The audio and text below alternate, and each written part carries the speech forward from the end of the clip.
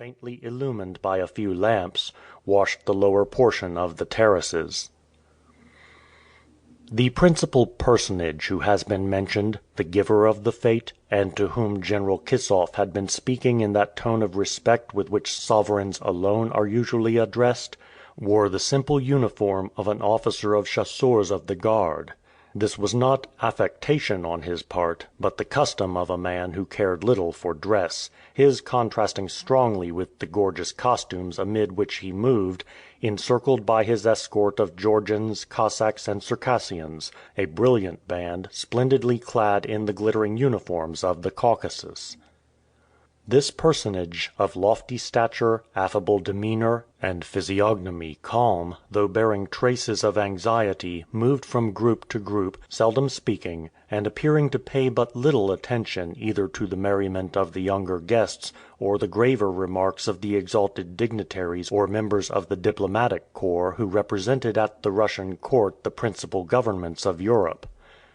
Two or three of these astute politicians, physiognomists by virtue of their profession, failed not to detect on the countenance of their host symptoms of disquietude, the source of which eluded their penetration, but none ventured to interrogate him on the subject. It was evidently the intention of the officer of chasseurs that his own anxieties should in no way cast a shade over the festivities, and, as he was a personage whom almost the population of a world in itself was wont to obey, the gaiety of the ball was not for a moment checked. Nevertheless, General Kissoff waited until the officer to whom he had just communicated the dispatch forwarded from Tomsk should give him permission to withdraw. But the latter still remained silent. He had taken the telegram, he had read it carefully, and his visage became even more clouded than before. Involuntarily he sought the hilt of his sword, and then passed his hand for an instant before his eyes, as though, dazzled by the brilliancy of the light, he wished to shade them, the better to see into the recesses of his own mind. "We are, then," he continued, after having drawn General Kissoff aside towards a window, "since yesterday without intelligence from the Grand Duke?" "Without any, sire, and it is to be feared that in a short time dispatches will no longer cross the Siberian frontier." "But have not the troops of the provinces of Amur and Irkutsk, as those also of the Transbalkan territory, received orders to march immediately upon Irkutsk?" "The orders were transmitted by the last telegram we were able to send beyond Lake Baikal." "And the governments of Yeniseisk, Omsk, Semipalatinsk, and Tobolsk, are we still in direct communication with them as before the insurrection?" "Yes, sire. Our dispatches have reached them, and we are assured at the present moment that the Tartars have not advanced beyond the Irtish and the Obi." "And the traitor, Ivan Ogareff, are there no tidings of him?" "None," replied General Kissoff. "The head of the police cannot state whether or not he has crossed the frontier."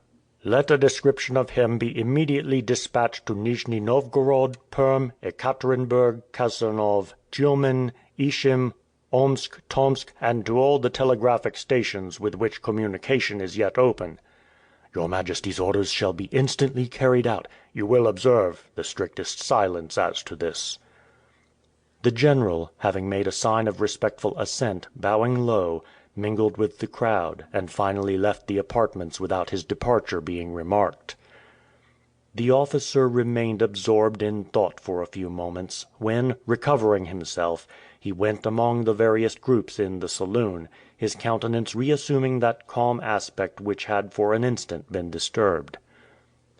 Nevertheless, the important occurrence which had occasioned these rapidly exchanged words was not so unknown as the officer of the chasseurs of the guard and General Kissoff had possibly supposed.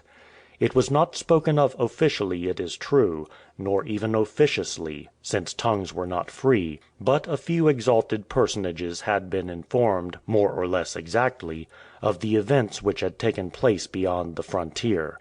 At any rate, that which was only slightly known, that which was not matter of conversation even between members of the corps diplomatique, two guests, distinguished by no uniform, no decoration, at this reception in the new palace, discussed in a low voice, and with apparently very correct information.